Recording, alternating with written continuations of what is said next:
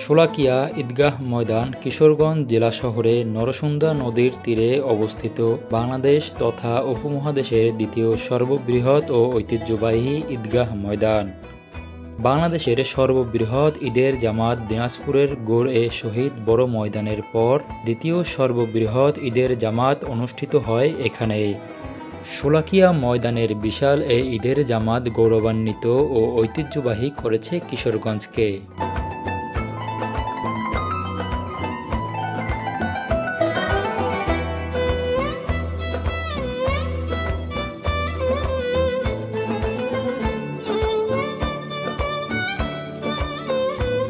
(1828) সাল থেকে এই মাঠে ঈদের জামাত অনুষ্ঠিত হয়ে আসছে।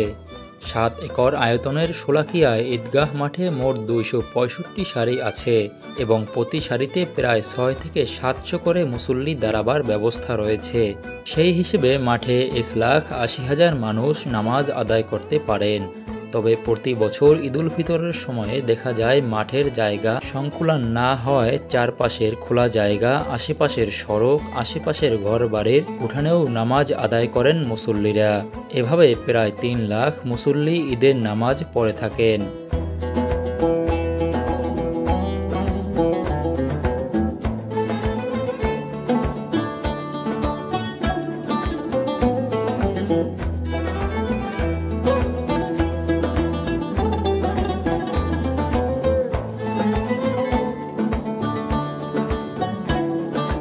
দেশের নানা প্রান্ত থেকে ও বিদেশ থেকে অনেক মুসল্লির আগমনে এই মাঠের ঈদের জামাতের মর্যাদা অনেক বেড়ে গেছে।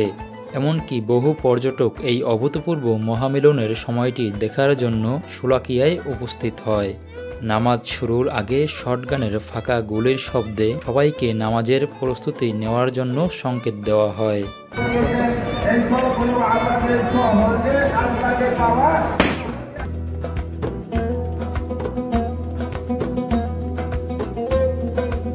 ইসলামের ঐশী বাণী প্রচারের জন্য সুদূর ইয়েমেন থেকে আগত শোলাকিয়া সাহেব বাড়ির পূর্বপুরুষ সুফি সৈয়দ আহমেদ তার নিজস্ব তালুকে ১৮২৮ সালে নরসুন্দা নদীর তীরে ঈদের জামাতের আয়োজন করেন।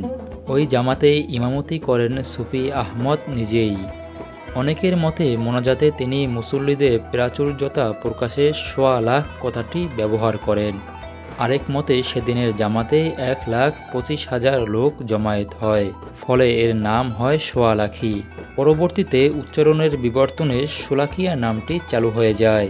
আবার কেউ কেউ বলেন মুঘল আমলে এখানে অবস্থিত পরগনার রাজস্বের পরিমাণ ছিল ১,০০,০০০ লাখ টাকা। উচ্চারণের বিবর্তনে ১,০০,০০০ লাখ থেকে সোয়ালাখিয়া হয়, সেখান থেকে হয় শোলাকিয়া।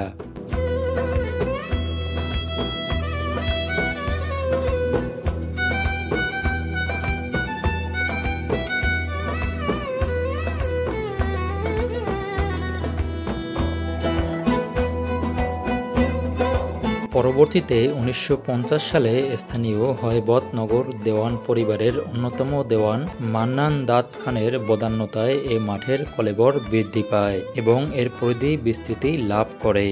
দেওয়ান মান্নান দাদ খান ছিলেন বীর ইশাখার অধীনস্থ বংশধর। শোলাকিয়া ঈদগার ব্যবস্থাপনার জন্য ৫১ সদস্যের কার্যনির্বাহী কমিটি রয়েছে। ঈদের নামাজের জন্য সব ধরনের প্রস্তুতিমূলক কর্মকাণ্ড এই কমিটি করে থাকে। কালের স্রোতে শোলাকিয়া ঈদগাহ ময়দানটি পরিণত হয়ে উঠেছে একটি ঐতিহাসিক স্থানে।